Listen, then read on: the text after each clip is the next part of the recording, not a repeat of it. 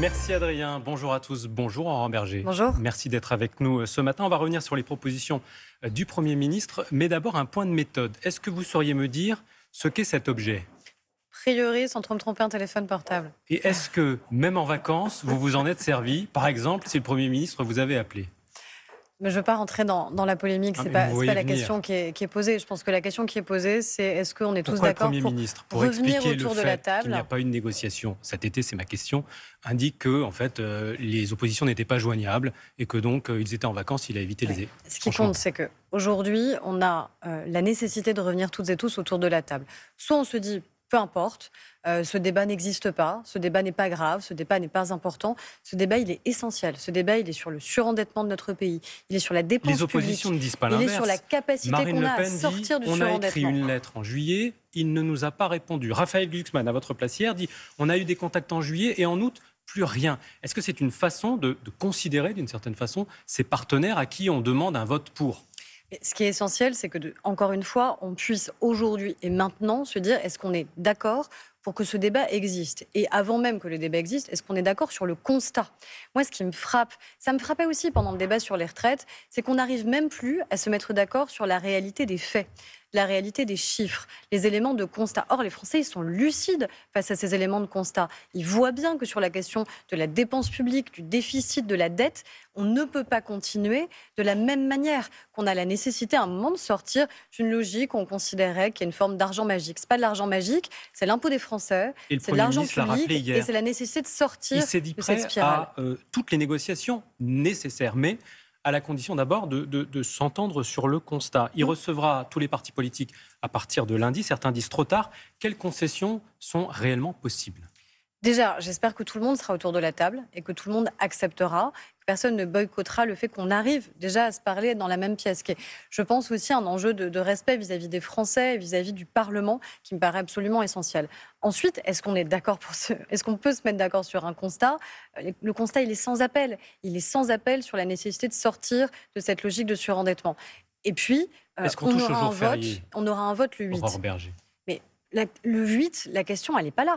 Le 8, elle n'est pas est-ce qu'on est pour ou contre la suppression des jours fériés. Elle n'est pas pour autant, quand je sur lis le la Figaro précision Magazine du ce plan. matin, Bruno Retailleau, Oui. qui donne une interview. Il travaillait plus pour gagner rien, ce n'est pas acceptable. Je suis contre cette suppression qui alimenterait la colère. On l'a dit aussi chez Renaissance. On a dit aussi qu'il y avait parfois des points de nuance, de différence par rapport au plan. Et de toute façon, le Premier ministre aussi, lui-même a dit, c'est pas tout le plan à 100%, parce que de toute façon, il y a la nécessité de trouver un compromis et de bâtir ce compromis à l'Assemblée nationale. Alors, s'il n'y a pas Est-ce une qu'on est inversion... suffisamment mature démocratiquement pour se dire qu'on sait bâtir des compromis dans le pays ? On l'a fait sur un certain nombre de textes. Dans la priorité, c'est-à-dire d'abord on dit on est d'accord et puis ensuite on discute. Même dans votre camp, il y a des membres du gouvernement qui disent il y a eu une inversion.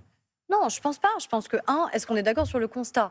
Ce serait assez sidérant qu'on ne soit pas en capacité d'être d'accord sur le constat. S'il y a quelqu'un qui vient ici devant vous et qui vous dit qu'il n'y a pas de problème avec la dette, qu'il n'y a pas de problème avec la dépense publique, qu'on peut toujours dépenser plus. Moi, j'entends toujours des gens qui disent on peut dépenser plus, et dans les débats budgétaires, ça arrive assez souvent. Qu'on peut augmenter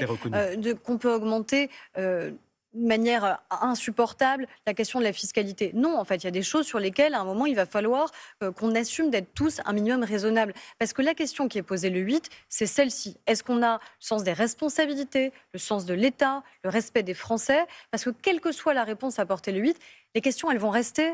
Elles y seront encore le 9, le 10, dans les mois qui viennent, sur ce budget et sur les autres, parce que c'est quelque chose de plus large qu'il va falloir repenser sur notre modèle. Si le gouvernement tombe, ce qui est à la plus forte probabilité aujourd'hui, le 8 septembre, faudra-t-il tenter quelque chose de nouveau, c'est-à-dire nommer un Premier ministre issu de la gauche ? Déjà, pour l'instant, moi, je suis membre d'un gouvernement qui est au travail. Et le 9 septembre, on fait quoi ? Déjà, moi, j'attends le 8. Et je ne considère pas par principe que ce serait perdu, sinon je ferais autre chose et je ne serais pas devant vous ce matin.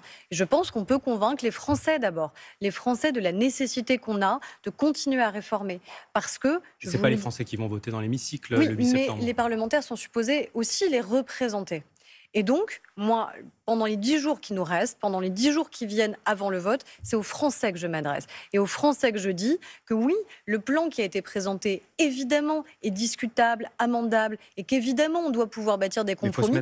Mais je dis aux parlementaires qui sont supposés les représenter, est-ce que les questions qui sont posées le 8 vont disparaître le 8 au soir si le gouvernement était On renversé? vous entend, vous Non. l'avez dit plusieurs fois. Le Premier ministre n'est pas pour la dissolution, ça ne réglerait rien, dit-il, comme Gabriel Attal d'ailleurs. Il y en a un qui n'est pas tout à fait du même avis, c'est Édouard Philippe. Lui pense, il l'a dit hier, qu'elle paraît inéluctable, cette dissolution. Est-ce que vous comprenez ce point de vue? Je ne crois pas qu'il ait dit qu'elle était souhaitable. Et d'ailleurs, Non, il le dit qu'elle président de la paraissait République, inéluctable. lui-même a dit qu'il ne souhaitait pas, par principe, qu'il y ait une nouvelle dissolution. Qu'est-ce que ça pourrait changer? Le risque, il n'est pas sur la dissolution. Le risque, il est sur l'impasse dans laquelle on serait si le gouvernement venait à être renversé le 8 et qu'à la fin, nous soyons à nouveau dans l'impasse de constituer un budget. Alors, à un moment, comment on fait? Comment on fait avec cette Assemblée? Moi, je crois que cette Assemblée doit réussir à fonctionner. Parce que c'est celle que les Français ont choisie. Ils ont choisi une Assemblée qui n'a jamais sans doute autant ressemblé à la France, mais ressemblé à la France dans ses nuances, dans ses fractures, dans ses colères. Mais est-ce que pour autant, on arrive à dessiner un chemin et à travailler? Et en même temps, c'est extrêmement compliqué. On l'a réussi sur le précédent Quelle est la budget. part, Et on doit réussir quelle est dans la- le budget qui vient. Quelle est la part de responsabilité du président de la République? Si on regarde en 2 ans, si François Bayrou tombe le 8 septembre, il aura nommé 5 premiers ministres en 2 ans. Comment ne pas penser qu'il a une part de responsabilité? Je crois que la responsabilité, elle est collective. C'est-à-dire que si l'Assemblée n'est jamais en capacité de se mettre d'accord, à un moment, il y a un constat d'échec et donc la nécessité de renommer. Et quand vous avez un gouvernement qui est censuré, vous n'avez pas d'autre choix que de nommer un nouveau gouvernement. Mais moi, ce qui me surprend quand même dans le débat qui est le nôtre, et c'est pas la première fois qu'on parle de la question de la dépense publique, de la dette, du rapport à l'argent public qui doit être le nôtre, c'est qu'on va devoir poser sur la table la question du modèle qui est le nôtre, du modèle de financement, pas uniquement dans ce Et budget. ce sera au cœur de la campagne présidentielle Mais également. ce sera au cœur du budget qu'on doit construire pour les Français maintenant, des 2 ans qui nous restent avant la campagne présidentielle, et ensuite du débat que nous aurons en 2027. Mais ce débat ne va pas s'évaporer par magie parce que ce gouvernement tomberait. Dernière question, Aurore Bergé. 10 septembre, est-ce que vous craignez ce mouvement Bloquons tout et des éventuels débordements? J'espère que le mouvement, déjà, c'est légitime de pouvoir manifester, de faire grève. Moi, ce qui me surprend, c'est toujours quand on appelle au blocage. Parce que je pense que notre pays a besoin de tout, sauf d'être bloqué. Que les gens ont besoin de continuer à bosser, que les gens ont besoin d'être bien rémunérés pour leur travail, que les services publics doivent tourner. C'est parfois le dernier ressort quand on a l'impression de ne pas être entendu. Plutôt ça qui est attendu, je crois, dans un pays, c'est que les choses avancent. Que les gens soient mieux protégés, que ça tourne en fait.